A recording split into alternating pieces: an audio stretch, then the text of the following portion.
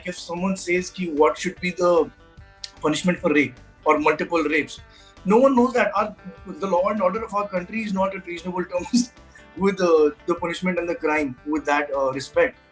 Kabul and Taliban is a horrible state of affairs. Yeah, it's clear. Why would anyone shy away from that? It's a terrible, terrible thing that has happened. In fact, we were doing one interview, and this is how the younger generation thinks. That's why I'm bringing it up. And Rinku said कि actually तो बात ये है कि बहुत शर्म की बात है कि हमें अभी भी ये फिल्म बनानी पड़ रही है, कि इसके बारे में हमें बोलना पड़ रहा है कि इसके बारे में बात करो. ये भी बहुत शर्म की बात है actually. So if we want to call ourselves a progressive society, we really need to start talking about stuff, man.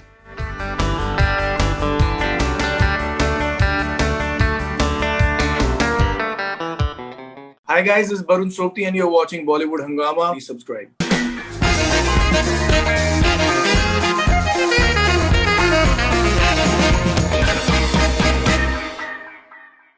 Barun Sobti, welcome back on Bollywood Hungama. Thank you. A very interesting film of yours is coming up. First of all, tell me, how was the experience of working with Amol Palekar?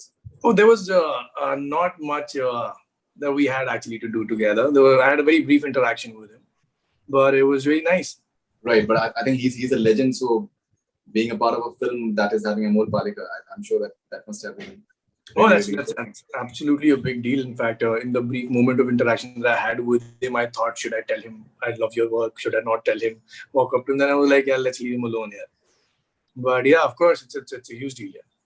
Right. So you playing a lawyer who does pro bono cases for people who can't afford it and basically the underprivileged. So what was the motivation of taking up a role like this? The motivation was not actually there's usually you see scripts first and then you see your character, and then you go and make the decision. I had actually heard a brief 5-minute narration about the film and I decided that I'm going to be a part of it. It was a subject that was the motivational thing. I want to be a part of this whole movement, if you want to call it, at least a part of the progressive society that wants to spark a debate about if it's wrong or right. So that's how I made up my mind, not the character. So it's about a Dalit girl and have 200 women. They came together and they actually took revenge, and that's right. A true life story. Off late as well, we've heard cases surrounding Dalits, especially, and women who've been at the wrong side of it. So, do you think that there's a resonance of whatever is happening? Right now? See, I'll tell you what resonated with me was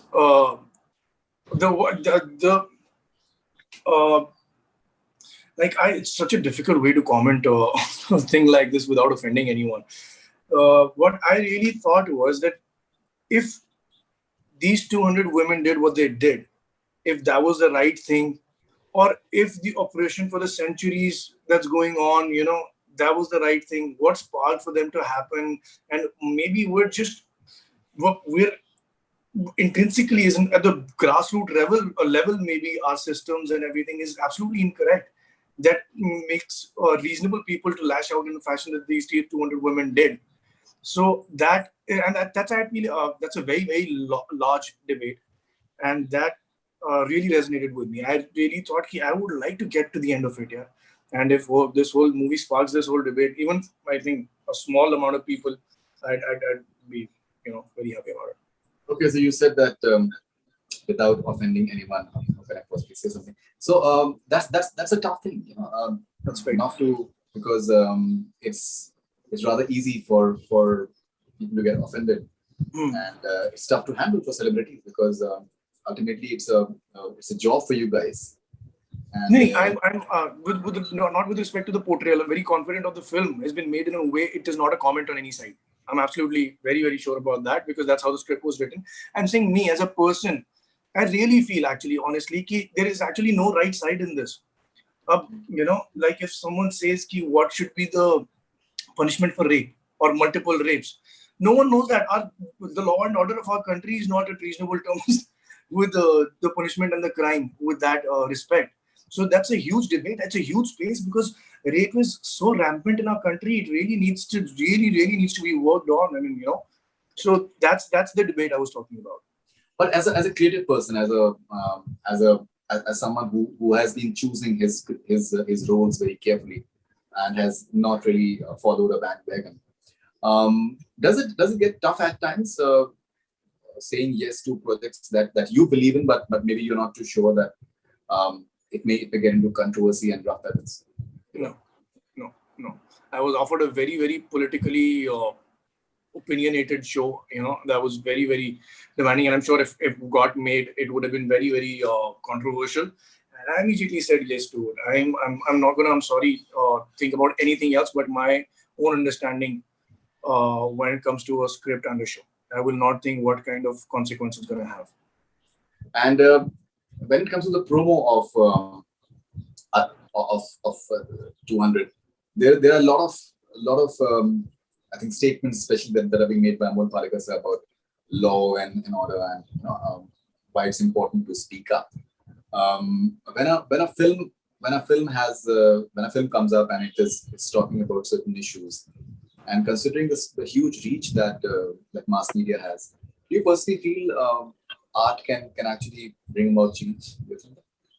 Yeah, I see the number of people you reach out to is never going to be definite, because art is subjective, of course, and everyone's form of understanding art is also subjective. Like good art and bad art is always going to be different choice for every other human being. But I really, really feel that cinema does shape your society a lot. और ये मेरी opinion नहीं है, ये देखा है मैंने कि everyone saw when 1989 में मैंने प्यार किया आई थी या तेरे नाम आई थी, उसके बाद तो सबका हेयर स्टाइल ऐसा हो गया था. So that is an absolutely obvious thing. Our society is formed by what we watch and what we read. Of course, that's our understanding. So but कितने लोगों का हो पाएगा, कितना नहीं हो पाएगा, yeah, that we don't know. Even but we've always thought that even if it changes the thought process of one person that averts that crime, horrible crime of rape, that would be a huge win. Try to imagine what a huge thing it would be. All right, so you said that you said yes to a political drama that came your way, maybe did not get made, but we have seen that maybe certain shows which had politics as a backdrop, they were made and they ran into huge trouble, and it was the makers, they had to go underground, the actors and the writer, they had to go underground. Does that is when the show was scrapped, actually. Oh, okay. Yeah. So they scrapped the show after Tandem. Yeah. No, it was in one of the political shows. It was scrapped after. All right, that is interesting. Okay, now, so Taliban has taken over Kabul yesterday, and there are images of pictures of women being whitewashed. Now, when you see these images, what does it how does it worry you in terms of that? Why is it important to value the freedom that we have, and why is it important to preserve the freedom that we have? But at the same time, the thing is that what Taliban and Kabul right now is a very objectively right and wrong situation. You understand? So it's not difficult to comment on that.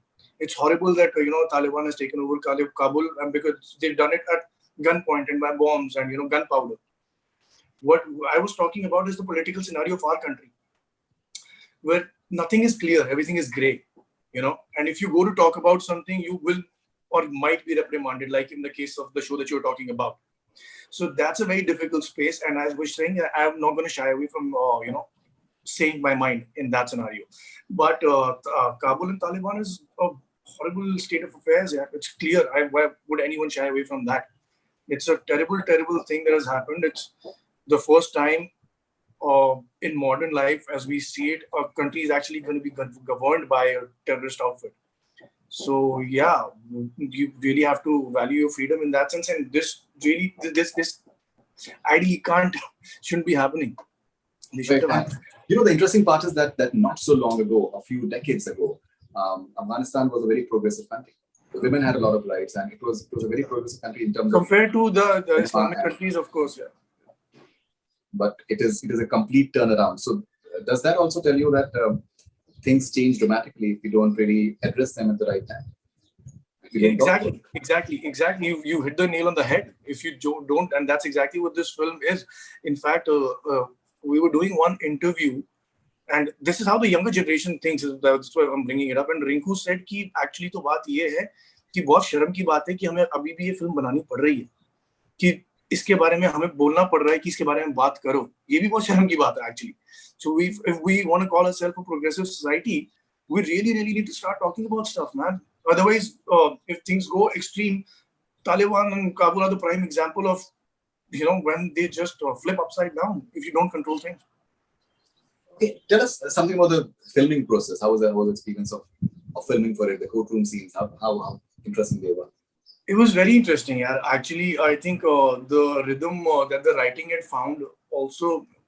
So sometimes you luck out with respect to the way things fit, everything, and I think that happened in this film. Sarthak wrote this story, and it was a very interesting point he made. He was like, the people I cast and the people I work with on this film are not not the people that I would just like to work with. These are the people that I would actually like to hang with. They were so like-minded, all of us, we and had the same kind of feeling. So it was really easy and smooth, knife through butter kind of a thing. We hit the ground running. In fact, the first time we did a scene together, me and Rinku, I remember.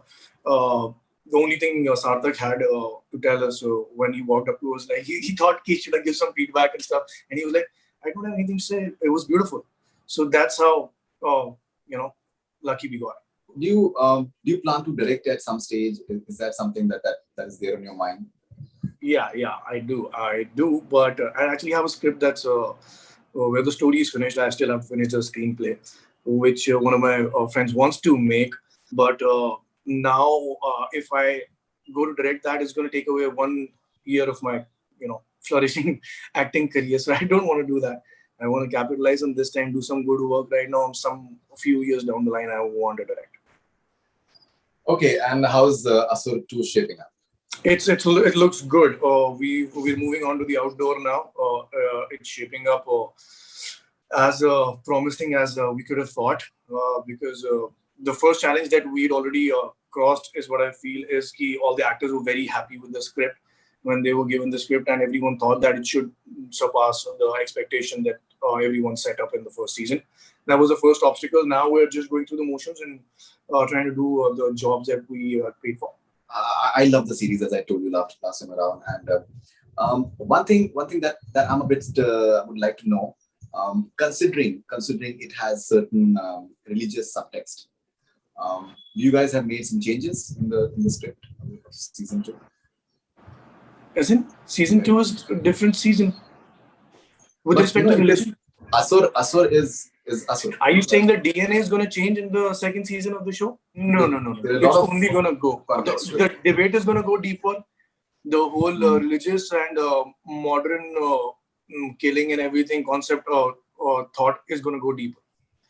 Like he had his ideas. I think Gaurav had his ideas for 4 seasons when he had thought, when he had conceived this whole thing. So it's not that it's going to be written off where it was ended because it's successful. He had already thought of the whole 4 seasons arc. Okay, and what kind of shows do you watch? Right now, I'm watching nothing at all. No time at all. But there was this very interesting documentary I'm trying to watch. I didn't get time. Called The Big Little Murder on Netflix. It's about a schoolboy that was murdered in Gurgaon school. And again, the same scenario, how things in our country are kind of a thing. So really interesting watching that. All right.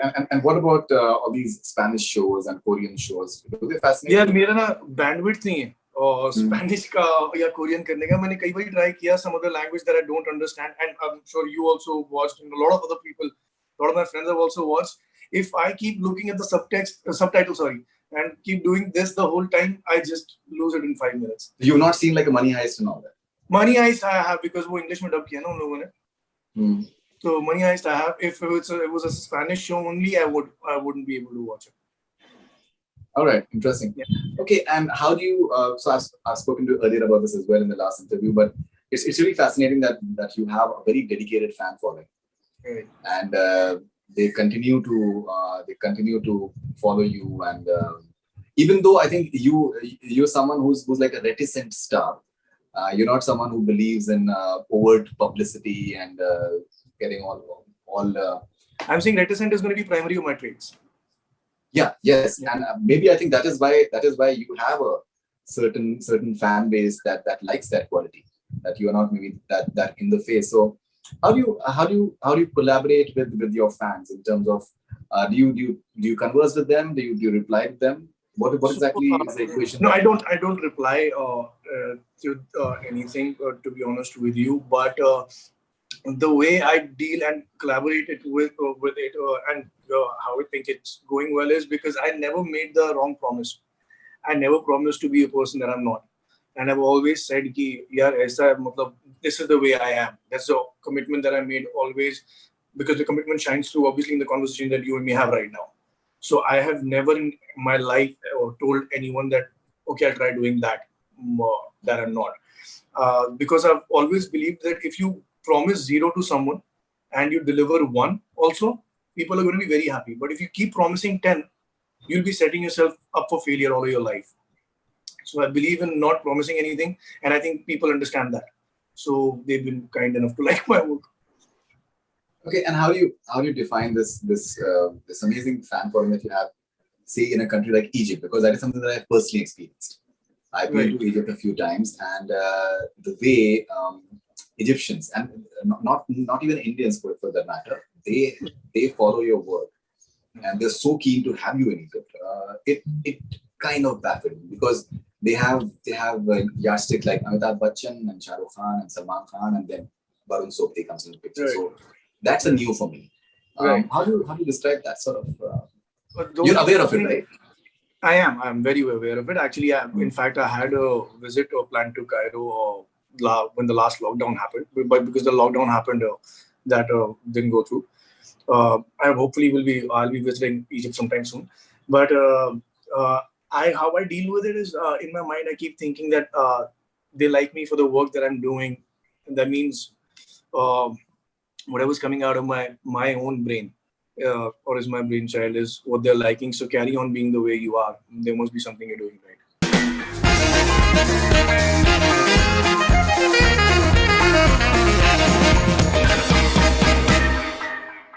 Hi guys, this is Barun Sobti and you're watching Bollywood Hungama. Please subscribe.